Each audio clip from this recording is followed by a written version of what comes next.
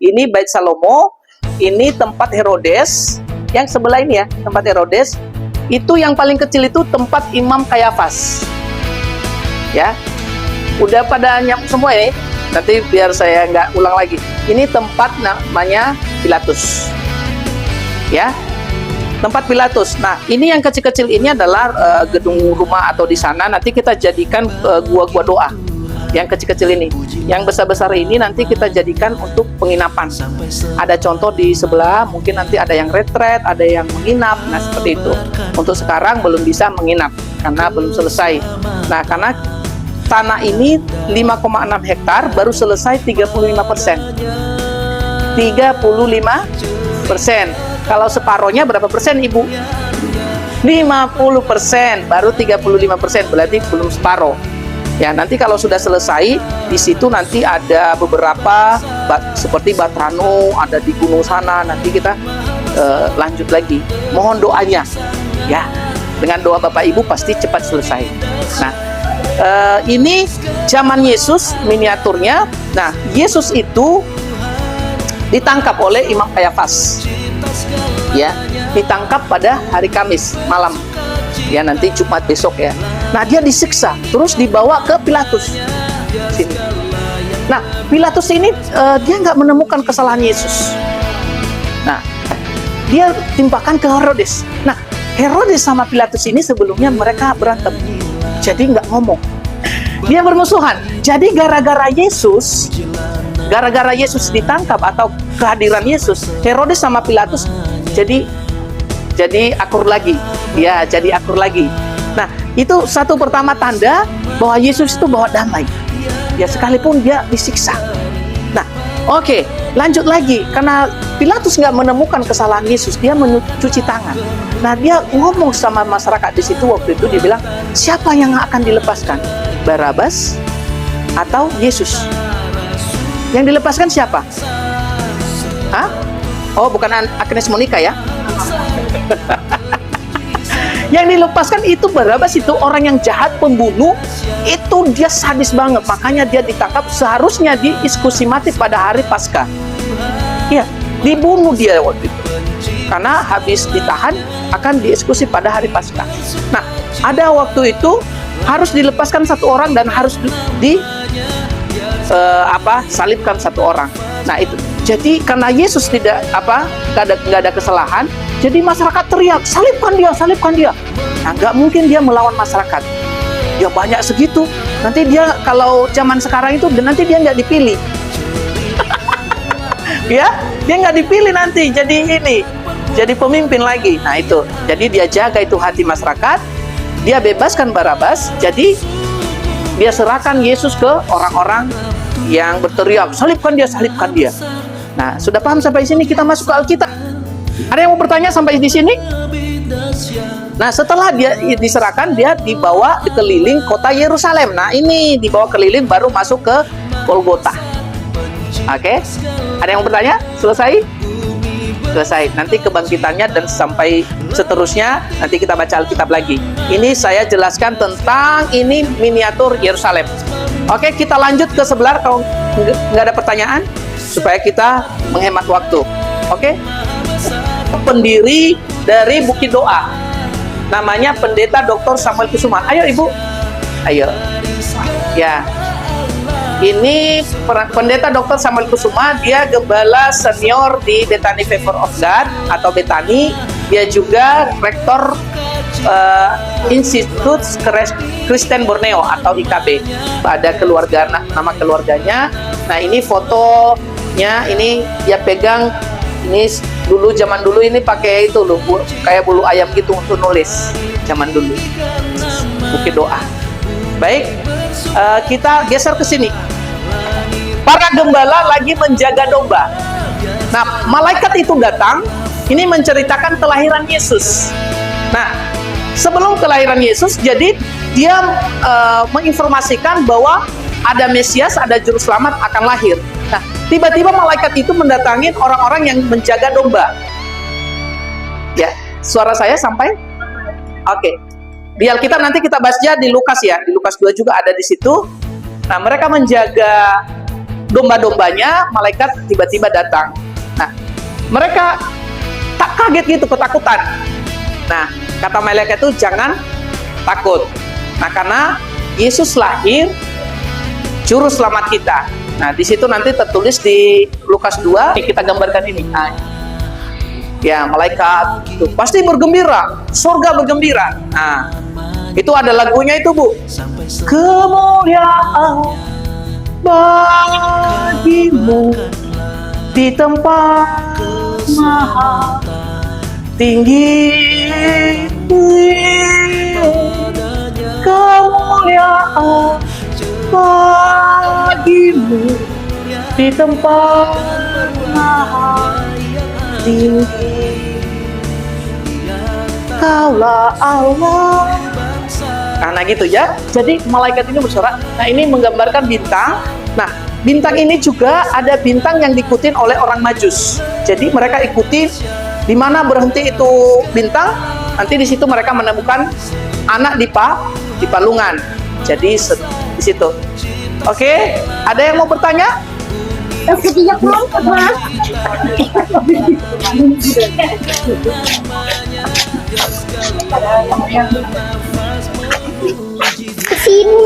Nah, ini namanya kapal Bethlehem.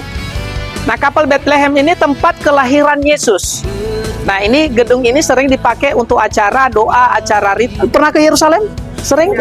Oh, belum. Nah, ini Yerusalem yang dekat ya. Nah, ini batu-batunya seperti ini, nanti kalau ketemu di sana tebal-tebal sebesar. Oke. Ya. Nah. Oke, kita ke sini boleh pakai sandal semua, kecuali di Bait Salomo nanti kita buka sepatu. Nah, ini saya jelaskan, ini silsilah dari Adam sampai ke Kristus. Ya, jadi silsilah ini atau sejarah ini tidak pernah hilang. Ini dibawa dari Yerusalem, satu koper digulung. Ya, yang bawa adalah keluarga Pak Alfonso Balanda. Nah, dia bawa dari sana, baru dibuat di sini bingkainya. Nah, ini kemarin orang Korea datang ke sini hari Kamis ya. Nah, dia ngomong kayak gini. Ternyata di Amerika Museum Alkitab di Amerika itu lebih lengkap di sini. Karena di Amerika di situ nggak ada yang ini. Ya.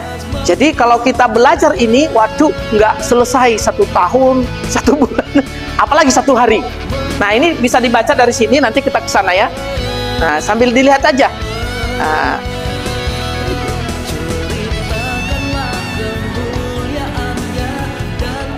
Nah, ini pembuangan, ada juga pembuangan sampai ke Babilonia. Nah, di sini juga ada nama-nama negara. Ini sejarahnya dari Adam ke Kristus itu. Nah, jadi ada semua ininya, sejarahnya. Seperti ini.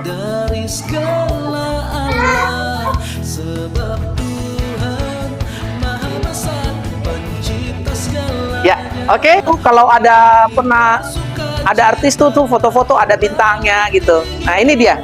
Nah, orang Majus mengikuti bintang itu, dia berhenti di sini. Ini seperti ini. Nah, ini bintang. Bintang itu mereka sudah ketemu, anak mereka ketemu di palungan. Nah, seperti ini ya. Nah, ini adalah, masih ingat ya, siapa yang datang itu orang Majus? Mereka bawa apa? Apa, Bu? Emas, kemenyan? Oh, kirain nasi goreng sama ini, nasi padang. Nah, iya benar Ibu. Jadi Ibu udah ingat lagi Alkitab ini. Nah, jadi orang Majus ini ada dari Cina, ada dari Irak, dan ada dari India. Nah, itu sejarah mereka. Ya, orang-orang ini adalah orang-orang yang orang kaya terkemuka di negara mereka. Jadi mereka, gara-gara mereka ini, orang lain juga mengetahui bahwa Yesus lahir. Iya. Jadi ini adalah menggambarkan palungan, ada Yesus, ada domba, ada Yusuf, ada Maria. Oke. Kelihatan yang gua doa tadi nih. Ada yang di atas, ada yang di bawah. Nah, ada gua doa yang dibangun sini, ada 5 jawatan. Ada rasul, nabi, habis itu apa, Bu? Penginjil, ada gembala. Nah, ada di sana apa? Pengajar, guru, ya. Kalau sekarang SPD, sarjana pendidikan, ya jabatan. Nah itu, tapi nggak semua juga SPD bisa mengajar juga, ya. Ini 5 jawatan ini juga dijadikan gua doa. Nah, kalau mau berdoa nanti silakan buka pintu, buka sepatu, berdoa. Bisa kapasitas 10 orang keliling itu duduk. Nah, seperti itu. Itu ruangannya dingin, ya, nggak panas. Ya, baik, kita lanjut lagi ya. Nanti kalau kursi raja-raja, silakan duduk, nggak apa-apa. Saya jelasin aja.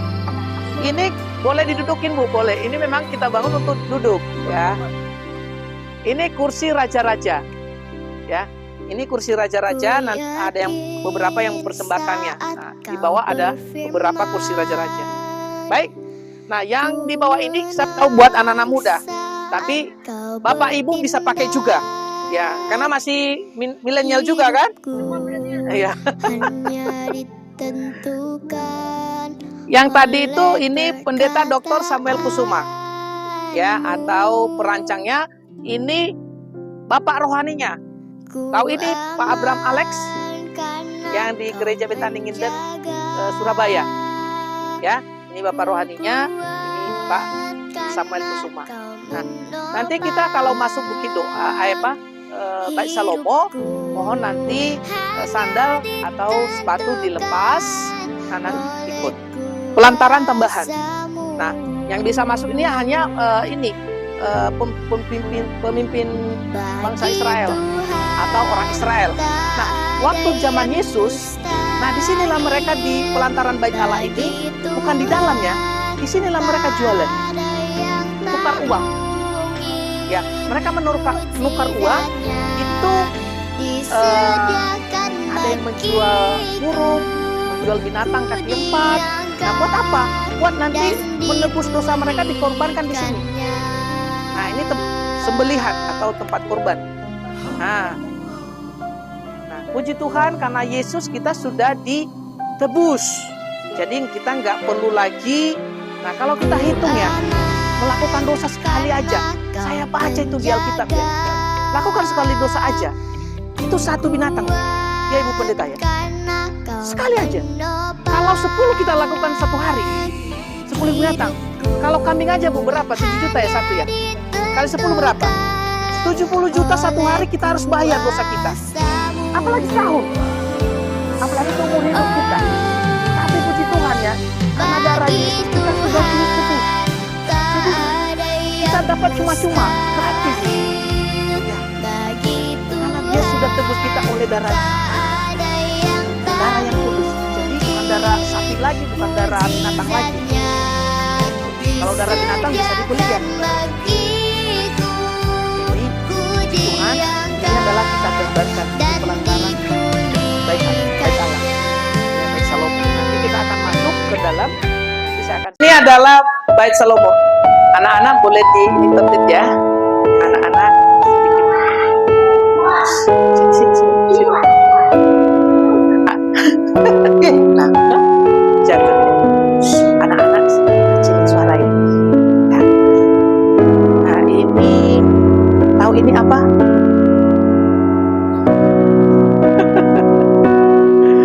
Gak tahu apa. Ini tahu apa ini? Ini tempat sajian roti. Namanya mesbah. Nah, itu tertulis tuh ada mesbah. Nah, itu. Tapi kalau ini kakibian 7 jemaat mula-mula. Nah, kalau di perjanjian lama itu lebih. Nah, ini kita ambil di Alkitab Perjanjian Baru, ya. Ini namanya kakibian. Ya, 7. Ada 7 ya. Nah, kalau di Alkitab itu semua sih 1 sampai 10 itu sempurna. Tapi kalau di Alkitab itu mereka pilih angka 7. Di angka 7 mereka istirahat, di angka 7 mereka itu sempurna bagi mereka. Kalau misalnya, tapi semua angka semua bagus, ya. Gak ada yang angka ini angka 4 mati, itu gak ada. Ya, semua bagus semua. Ya. Baik.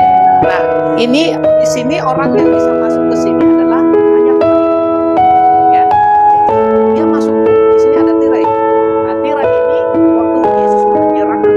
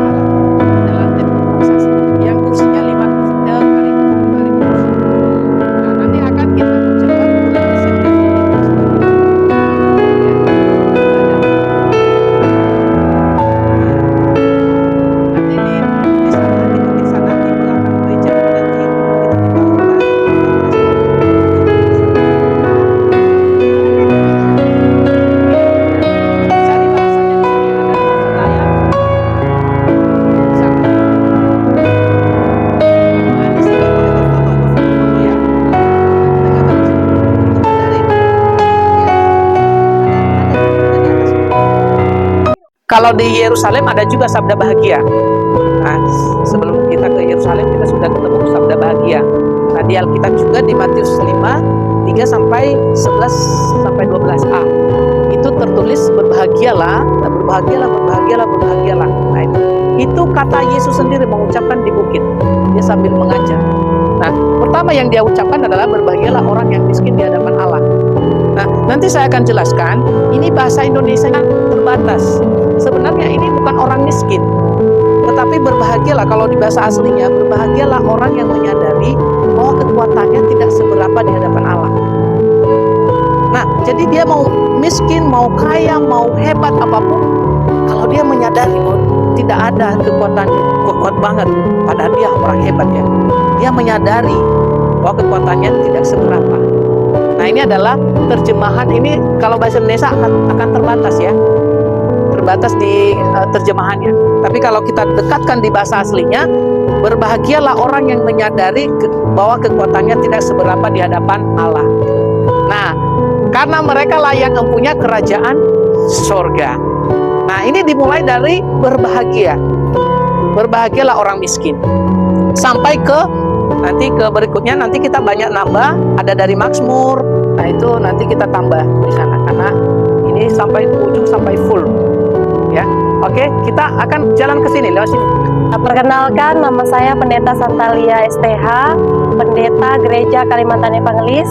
Di sini saya membawa rombongan seksi pelayanan perempuan IKE Damai Bangkirayen ke Bukit Doa yang ada di Balikpapan ini.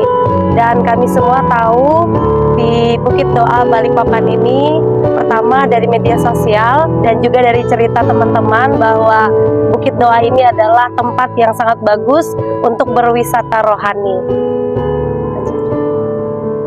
Kesan setelah memasuki kawasan doa Bukit Doa Balikpapan ini, pertama kali masuk, bahkan dibimbing, diarahkan oleh Bapak pemandu kita.